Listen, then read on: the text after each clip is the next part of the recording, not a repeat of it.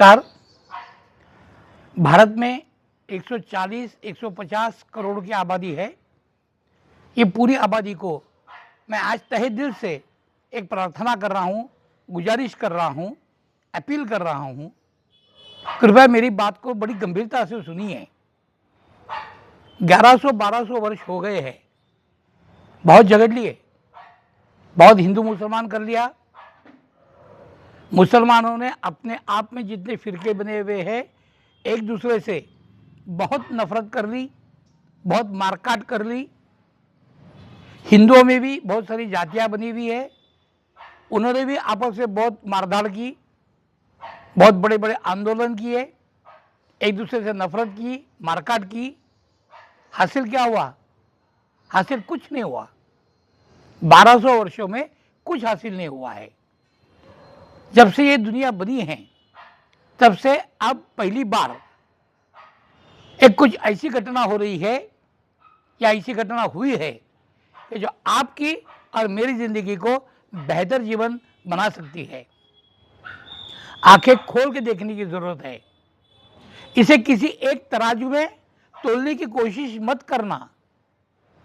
इसे बीजेपी की तराजू में मत तोलना, इसे हिंदुत्व की तराजू में मत तोलना, इसे इस्लामिक विचारधारा की तराजू में मत तोलना। या जो हिंदू है वो इसे ना तो ब्राह्मण के तराजू में तोले, ना मराठा के तराजू में तोले, ना ओबीसी के तराजू में तोले। छोड़ दीजिए, सब बहुत कर दिया। 70 सालों से ये करते आए हैं, हुआ क्या? हमेशा से ये कहा गया कि भारत एक गरीब देश है।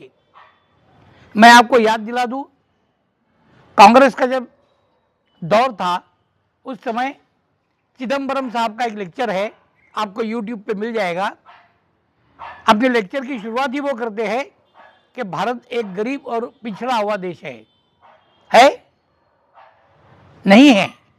ना वो पहले था, ना इसके आगे रहेगा। बीच का एक समय था कि जब भारत पिछड़ा था, गरीब था, दुर्बल था। आज नहीं है। थोड़ा सा अभ्यास कीजिए, थोड़ा सा पढ़िए, थोड़ा सा सोचिए। रशिया और यूक्रेन का युद्ध हो रहा था, लड़ाई हो रही थी, घमासान युद्ध हो रहा था, और पूरे विश्व में कोई ऐसा एक देश नहीं था कि जो इनसे कहे 2 दिन के लिए रुक जाइए, सिर्फ 2 दिन के लिए आपकी लड़ाई रोकिए, आपका युद्ध रोकिए। हमारे अपने लोग वहां फंसे हुए, उनको लेके आए। इतना बड़ा शक्तिशाली देश अमेरिका कहलाता है, उनके पास भी ये ताकत नहीं थी। एकमात्र भारत था, एकमात्र भारत। भारत के प्रधानमंत्री ने कहा कि युद्ध रोक दीजिए, 2 दिन के लिए युद्ध रोकने के लिए कहा, और दोनों देशों ने यह बात मान ली। क्यों मानी? क्या रशिया में भाजपा है? क्या यूक्रेन में भाजपा है?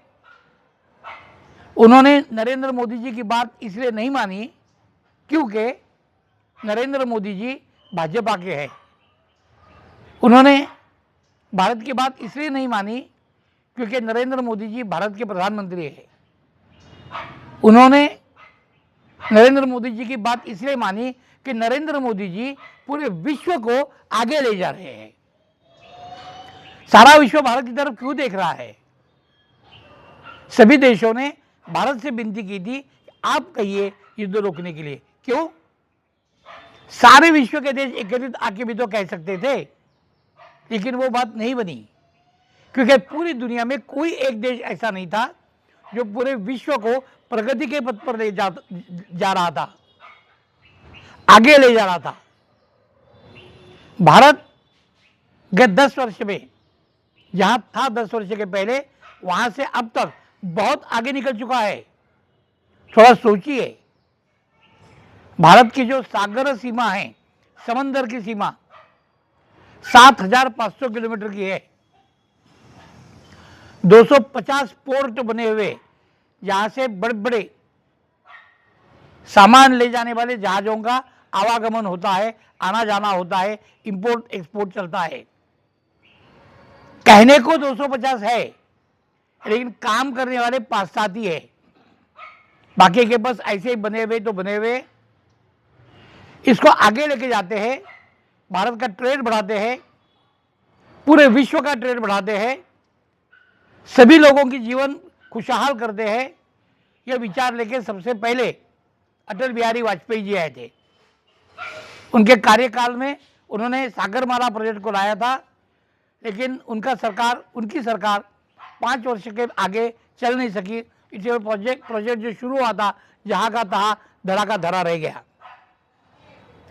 2014 में नरेंद्र मोदी जी आने के बाद उन्होंने उस प्रोजेक्ट को गति दी, स्पीड दी, और करीबन नवंबर 2015 में उस प्रोजेक्ट की शुरुआत हो गई। और आज हमारे कई प्रोजेक्ट्स सागरमाला प्रोजेक्ट के अंतर्गत चल रहे हैं, कई नए पोर्ट्स बन रहे हैं। क्यों ऐसे होता था कि किसी को भी अगर नई इंडस्ट्री लगानी थी तो चाइना में पहला जाने की सोचते थे, भारत में नहीं, क्योंकि भारत में इंफ्रास्ट्रक्चर नहीं था। आज भारत कहाँ के कहाँ पहुंच गया है, कितने हाईवेज हमारे बन गए हैं। क्या उन हाईवेज पे हिंदू चलता है? क्या उन हाईवेज पे मुसलमान चलता है? क्या उन हाईवेज पे अलग अलग फिरके चलते हैं? सभी चलते हैं ना। बनाए क्यों है ये हाईवेज? इसलिए नहीं बनाए हैं कि आप और मैं कम से कम समय में नागपुर से बंबई पहुंचे। वो तो उसका साइड इफेक्ट है। वो इसलिए बनाए हैं कि जो हमारा माल जाता है वो अगर नागपुर से निकलता है तो जल्द से जल्द बंबई पहुंचे, बंबई से निकलता है तो जल्द से जल्द नागपुर पहुंचे, बंबई से निकलता है तो सबसे जल्दी दिल्ली पहुंच जाए, दिल्ली से निकलता है तो जल्द से जल्द बंबई पहुंच जाए, सामान का आवागमन आसान हो, ट्रेड बढ़े, बिजनेस बढ़े। सिर्फ इतना ही नहीं है, रेलवे इंफ्रास्ट्रक्चर किस गति से बढ़ रहा है, थोड़ा पढ़िए, थोड़ा सोचिए। 2025 के अंत में 1 करोड़ नई नौकरियां निकलने वाली है। 1 करोड़। ऐसे तो नहीं होगा कि मैं एक विशिष्ट जाति का हूं, आप एक विशिष्ट जाति को हो, मैं एक विशिष्ट धर्म का हूं, आप एक विशिष्ट धर्म के हो, इससे तो नौकरी नहीं मिलेगी। ये जो जबरदस्त ट्रेड बढ़ रहा है उसके लिए अपने आप को तैयार करना होगा। और अपने आप को तैयार करने के लिए भारत ने अनेक योजनाएं ला रखी है। आप अपने आप को स्किल करिए, अपने आप को तैयार कीजिए। किस क्षेत्र में आप आगे चलना चाहते हैं? नौकरियां बहुत सारी है, किसी आंदोलन की आवश्यकता नहीं है, किसी रिजर्वेशन की आवश्यकता नहीं है, कोई जरूरत नहीं है। ये सारे जो आंदोलन हैं ये सियासी लोग कर रहे हैं, जिनके बच्चे विदेशों में पढ़ते हैं। आपके और मेरे बच्चे आम स्कूल में पढ़ते हैं, जिनके झोली में कुछ नहीं आता है। क्या उनको वही जीवन देना चाहते हो जो बद से बदतर हो? अपने ही बच्चों के जीवन को बदतर बनाना चाहते हो, खराब बनाना चाहते हो?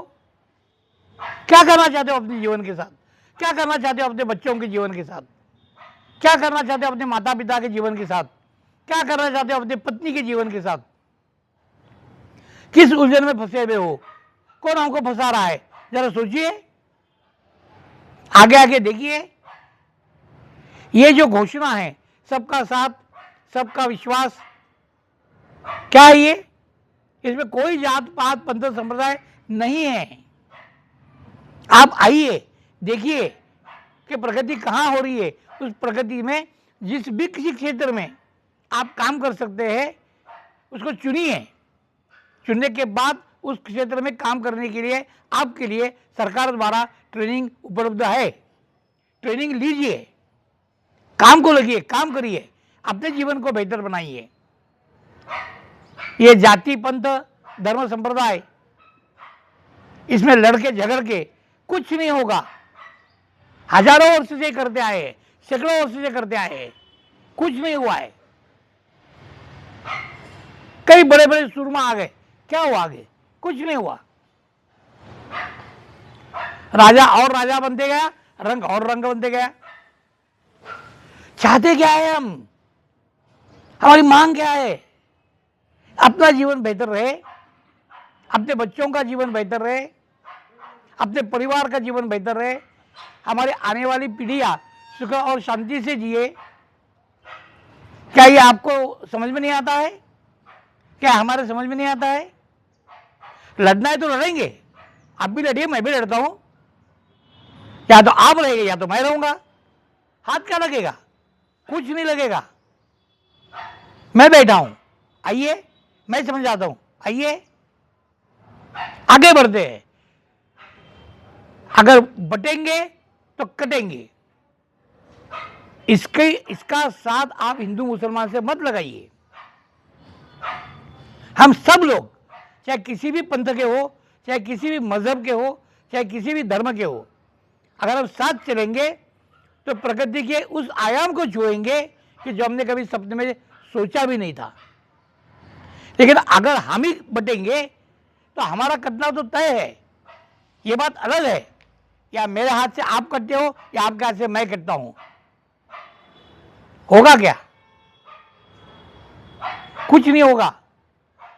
काटने वाला तो मर जाता है, कटने वाला मर जाता है, लेकिन काटने वाला सुख की चैन की नींद नहीं सो सकता है। मैं बता रहा हूं आपको, ये झूठ के झूठ लेके एक दूसरे पे हावी होने से कुछ नहीं होगा। आप एक भाजपा इस दृष्टिकोण से मत देखिए। ये हिंदू सरकार नहीं है, ये आम जनता की सरकार है। ये आम जनता को आगे ले जाने के लिए आई है, बिल्कुल आई है। और सारे संसार, सिर्फ भारतवर्ष ही नहीं, आप सोचिए गल्फ कंट्रीज में, आखाती देशों में, सारे के सारे मुसलमान देश है, वो सारे मोदी जी को साथ दे रहे हैं, वो सारे। और हमारे देश के मुसलमान गलत समझ रहे हैं। हिंदुओं के अलग अलग फिरके बने हुए वो गलत समझ रहे हैं, जबकि सारा विश्व ये कह रहा है इनके साथ चलिए तो आगे का जीवन खुशहाल होगा। अलग अलग देश, कईयों देश, करीबन सारे देश अगर अपने देश का भवितव्य मोदी जी को साथ देके आगे बढ़ा रहे हैं तो आप और मैं पीछे क्यों हैं? क्योंकि हमारी सोच में कचरा डाल के रखा हुआ है। ये सियासी लोगों के नाद में मत लगिए। कुछ नहीं होगा मोर्चे निकाल के, कुछ नहीं होना है। आपका और मेरा निजी जीवन सुखी हो, इसके लिए बहुत रास्ते बने हुए हैं। अगर आप चाहते हो, कौन से रास्ते समझ ले। आप चाहे किसी भी धर्म के हो, किसी भी पंथ के हो, किसी भी भाषा के हो, आप आइए, आप आइए। नीचे डिस्क्रिप्शन में मेरा नंबर दिया हुआ है, आके मिलिए। हम हाथ में हाथ डाल के आगे चलते हैं, एक बेहतर समाज बनाते हैं, एक बेहतर दुनिया बनाते हैं, जिसमें आप और मैं तो खुशहाल रहेंगे ही रहेंगे, लेकिन आपकी और मेरे आने वाली पीढ़ियां हमें धन्यवाद देगी, शुक्रगुजार रहेगी हमारी कि आपने एक बार पीछे मुड़ के देखा और आप सुधर गए तो हमारा जीवन सुधर गया। आने वाली एक ही पीढ़ी नहीं, पीढ़ी दर पीढ़ी हमारा धन्यवाद करेगी। इसके लिए मैं आपको आश्वस्त करता हूं। आप किस प्रकार से अपनी प्रार्थना करते हो मुझे कोई लेना देना नहीं है। मैं किस प्रकार से मेरी प्रार्थना करता हूं आपको कोई लेना देना नहीं होना चाहिए। चाहे अल्लाह कहिए, चाहे भगवान कहिए, चाहे ईश्वर कहिए, चाहे गॉड कहिए, जिसको जिस मार्ग से उस ऊपर वाले तक जाना है वो अपने आप के लिए मुक्त है, जाए अपने मार्ग से। लेकिन रास्ते पे आके अपने आप का जीवन और सार्वजनिक जीवन बर्बाद करने में तुलना, ये उसी ऊपर वाले के दरबार में गुनाह है, वो माफ नहीं करेगा। चाहे आप किसी भी फिरके के हो, किसी भी मजहब के हो, किसी भी धर्म के हो, वो माफ नहीं करेगा। जो कुछ भी सुख है, जो कुछ भी शांति है, जो कुछ भी समृद्धि है, इसी जीवन में है, यही भुगतना है। आइए एक बेहतर कल बनाते हैं। मैं आपको आमंत्रित कर रहा हूं, आप मिलते रहिए। मैं आपको आश्वस्त करा दूंगा कि एक नया बेहतर बन सकता है, एक नई दुनिया बन सकती है, एक नया जीवन बन सकता है, एक आनंदी जीवन बन सकता है। आने वाली पुरखे, आने वाली पीढ़ियां हमारे मुंह में मिठाई डाले या गोबर डाले, यह तय हमको करना है, हमको करना है। इसलिए हाथ जोड़ के प्रार्थना करता हूं इन सारे गंदे चक्करों में मत पड़िए। धर्म के नाम पर, मजहब के नाम पर, जातियों के नाम पर, फिरकों के नाम पर बहुत काट लिया, बहुत झगड़ लिए। अब बस, अब बस। बहुत बहुत धन्यवाद।